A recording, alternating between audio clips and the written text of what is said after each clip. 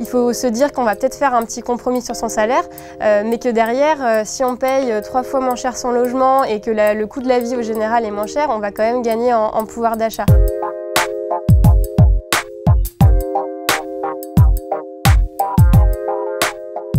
Et la première raison, ça va être améliorer sa qualité de vie, avoir moins de stress, donc passer moins de temps dans les transports, avoir un meilleur équilibre vie personnelle, vie professionnelle, mais également offrir une meilleure qualité de vie, un meilleur cadre de vie à ses enfants. Et d'ailleurs, on se rend compte que c'est souvent les enfants qui permettent un petit peu d'avoir le déclic et de passer le cap de partir de Paris. Alors moi je pense que c'est une question qui est très personnelle et c'est vrai qu'on peut trouver pas mal de classements des villes où il fait bon vivre. Après, pour vous donner quelques exemples, une personne qui va avoir envie d'aller à la montagne, de faire du ski tous les week-ends et qui travaille dans l'industrie pharmaceutique, elle peut avoir envie d'aller dans une ville comme Lyon.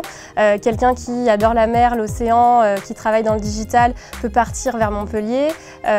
ou Caen quand on travaille dans la santé. Et puis après, pour des gens qui voudraient aller dans une ville plus petite ou par exemple très proche de Paris, on a des villes comme Troyes, Le Mans ou encore Orléans.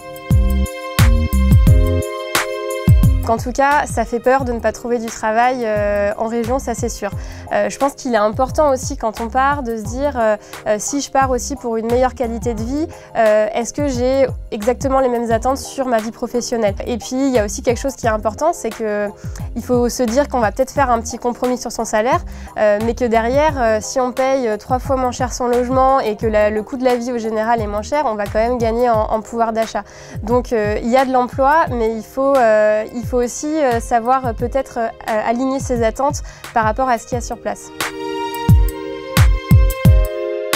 Nous, on se considère aujourd'hui comme le média de référence pour les Parisiens franciliens qui sont à la recherche d'un projet de départ. Notre objectif, c'est de les accompagner aux 3 étapes clés du projet, à savoir le choix de la ville, trouver aussi un emploi et enfin, une fois que la ville et l'emploi sont trouvés, les aider dans la recherche du logement. On s'est rendu compte qu'il y avait aussi des territoires et des régions qui avaient beaucoup à offrir, des entreprises qui avaient de belles opportunités, mais qui avaient du mal à attirer justement ces personnes qui voulaient partir. Donc notre deuxième mission, c'est d'accompagner ces territoires et ces entreprises pour se rendre attractives auprès de ces franciliens qui souhaitent partir. On a à peu près 70% de nos lecteurs qui ont entre 25 et 45 ans, avec beaucoup de jeunes couples ou de familles ou des personnes qui ont des projets de famille. Donc pour vous donner un petit peu le profil type, ça va être quelqu'un qui est venu à Paris pour le travail, qui y est resté 5-6 ans, qui a bien profité de la vie parisienne et puis qui a un projet d'enfant, qui a une famille et tout d'un coup voilà, qui a envie de partir pour autre chose. Je pense que déjà, si vous avez envie de quitter Paris, il faut se poser les bonnes questions, c'est-à-dire pourquoi vous avez envie de partir et aussi faire un petit peu un état des lieux de qu'est-ce que vous aimez dans votre vie à Paris, qu'est-ce que vous allez pouvoir retrouver ailleurs, mais qu'est-ce que vous allez aussi ne pas pouvoir retrouver ailleurs. Et une fois que cette réflexion elle est bien menée,